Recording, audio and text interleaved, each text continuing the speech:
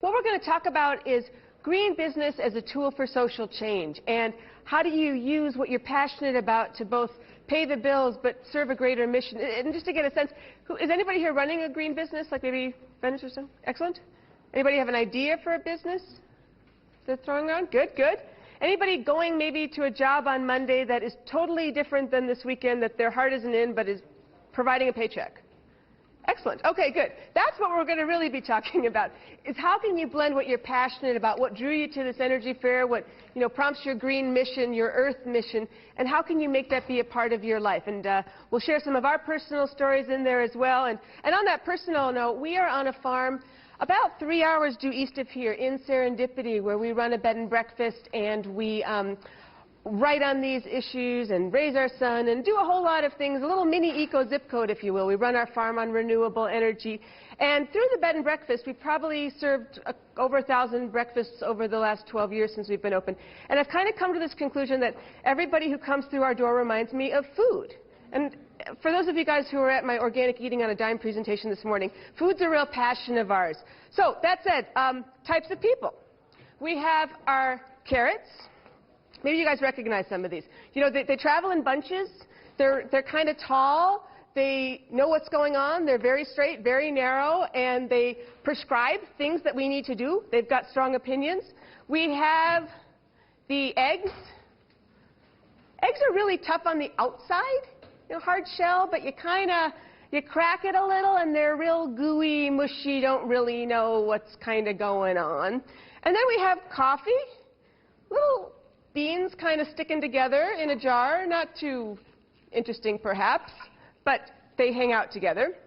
But the key I've learned with food and with people is what happens when we experience some tough times, what happens when adversity hits, when things change, when the environment starts changing, and we really need to do something about it. So basically what happens if we add hot water to the mix? Any reference to global warming? Feel free, feel free. All right, so we add the water in there. And then what happens? Well, we cooked our carrot, right? What happens to carrots once they hit hot water? They mush. They fall apart. These things that were strong in opinions and had the right answer to everything, all of a sudden, when true chaos hits, their theories don't work anymore. They fall apart. They turn to mush. And then we have the eggs. All right, they were hard on the outside, mushy on the inside before. Right now, they cook. What are they? They're mushy on the outside, hard on the inside. They totally changed. Sort of, whichever way the wind's blowing, whichever way the TV show's going, whichever way the polls are going, they change based on the situation. But nothing's really happening. But then we have those coffee beans, right? And what happens to coffee when it hits hot water? They change the situation. They take the hot situation, they take that hot water, and they make it into something better. In my opinion, something really good. And that's our theory on ECOpreneuring and our personal theory on life, and something I think we all share as kindred spirits at the fair. How can we change the situation? How can we be coffee and be those beans and look at the world today, see things with opportunity, work together, little beans, and come out with something even better? And that's what we're going to share with you guys in our brief time here together, is some ideas on some of these trends, some of these issues, and hopefully leave all of us with some seeds of inspiration to take back, to start thinking differently perhaps about our livelihood, our life, and our daily routines here. So on that note, what we're going to do specifically is John's going to talk a little bit about the climate for change, these big issues we're talking about, but looking at them really as a sense of opportunity. How can we look at these trends and create businesses, create livelihoods that support us, but also support the planet, these changing trends? Then we're going to go through some 10 ECOpreneuring tips that I think are on that handout there, some different perspectives, nuggets of ideas to take home with you, and end with some resources. So John's going to kick things off. He promised me he's going to sum up the doom and gloom of the world in one slide. So let's see. We have problems. As most of you folks know, we're actually experiencing this precipitous weather today as a result of, I think, the end result of a hurricane that passed through. We're going to get this in about 3 or 4 days from the one that's currently pulling into the Gulf.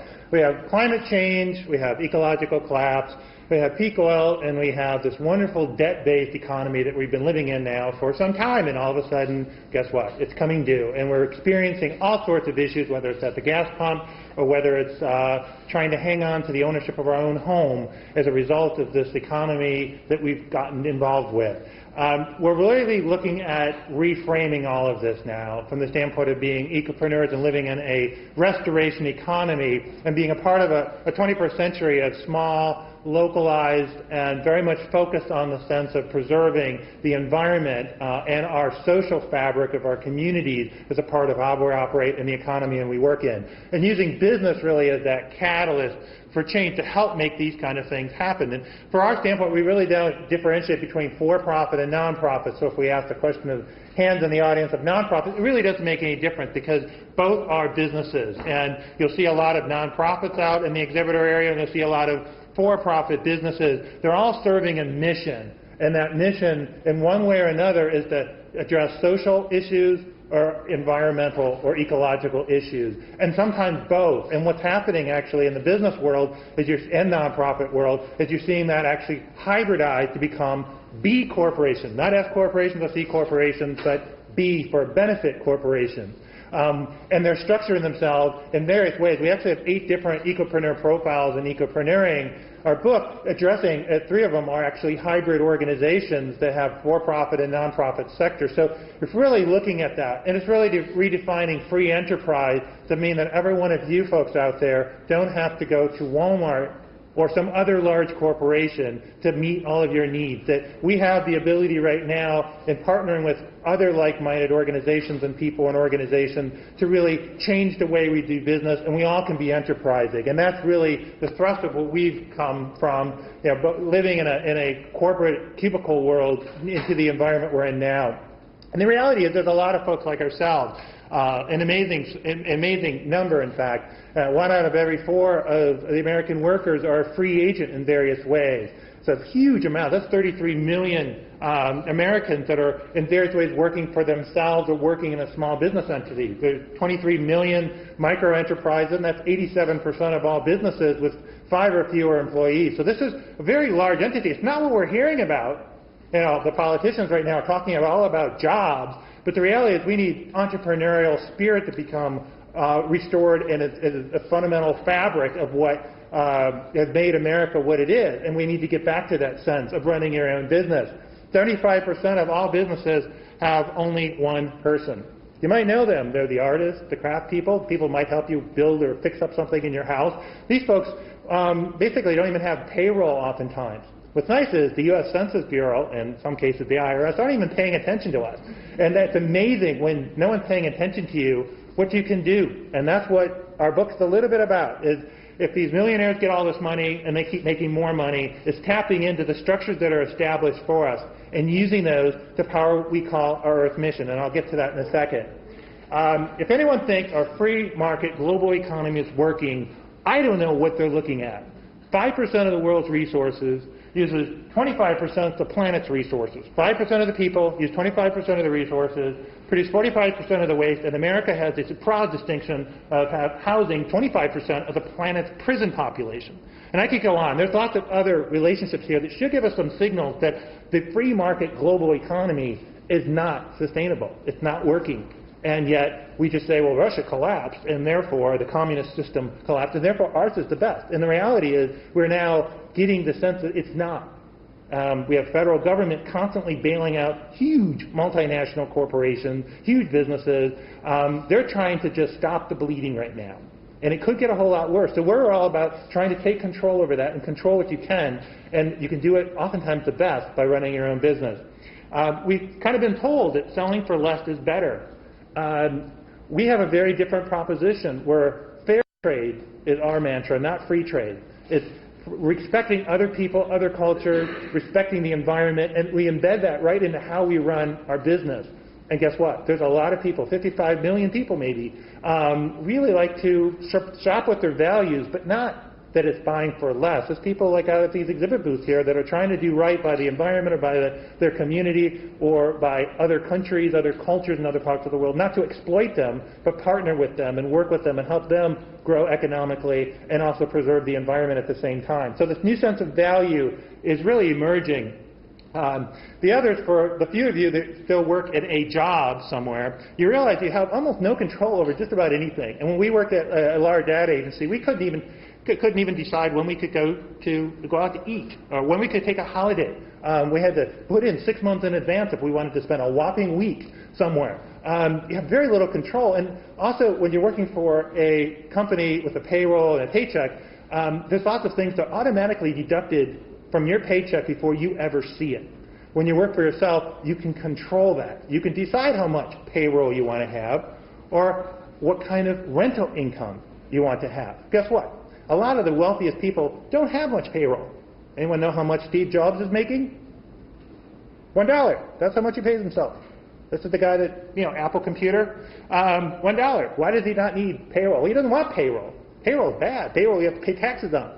You could do all sorts of things that oftentimes are not taught in business school. And I went to business school, and the reality is a lot of what we're writing about and a lot of what we're doing now was never taught to me in business school because they were teaching me how to get a job in a large corporation like Procter & Gamble and go happily ever after in the suburbs. So the reality is we've really looked at that differently. And when you're working for someone else in a payroll type job, oftentimes it creates this sense of stress and your inability to control things.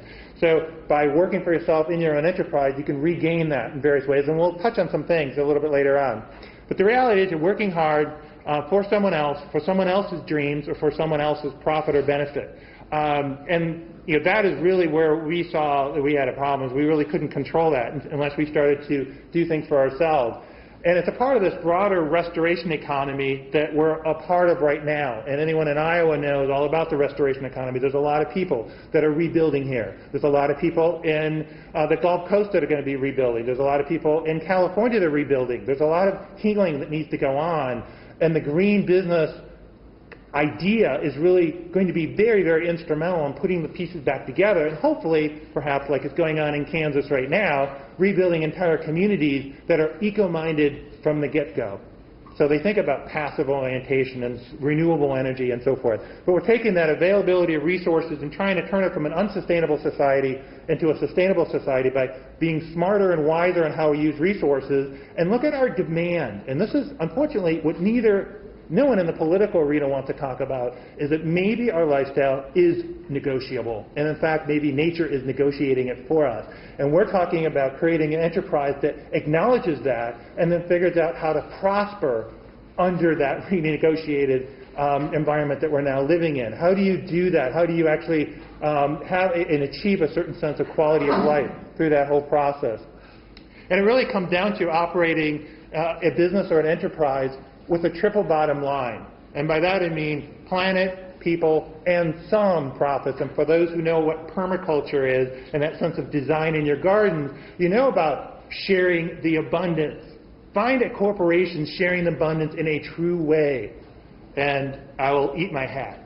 And because most of them are sharing a small percentage of the record profits they're actually getting. They do need to do a whole lot more than just donate a few cases of water like Walmart's doing to those poor people that are suffering the hurricanes. Walmart needs to step up to the plate because guess what? Walmart is shipping their stuff halfway around the world so that we can buy it for less here. They've changed the economics. They used to be buying American. They're not that anymore. How do businesses rethink things, trying to localize? And localization is a big part of that sense of community and people. And we really look at customers, workers, vendors, even investors can all be a part of that side. But it's the three sides that really make it work. And the other aspect is thriving in this honeybee economy, where we operate on renewable energy, not scarce fossil fuels. And that's sort of a theme here at this energy fair, is how do we get back to that renewable energy side of it. Bees thrive on nectar and honey. They have natural interdependencies, so much